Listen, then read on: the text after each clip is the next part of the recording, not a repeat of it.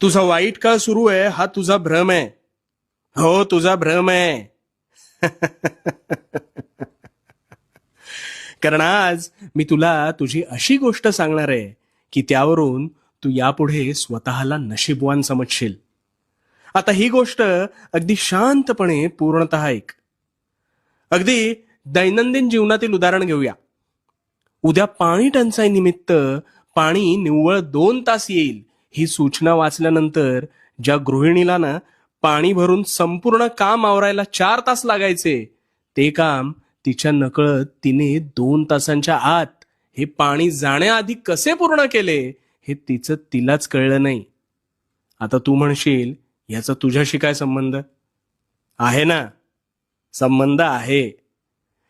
तुझ्यावर अल्पावधीत असेच काहीसे संकट येते आणि हे संकट आलं की तू आधी निराश होतोस.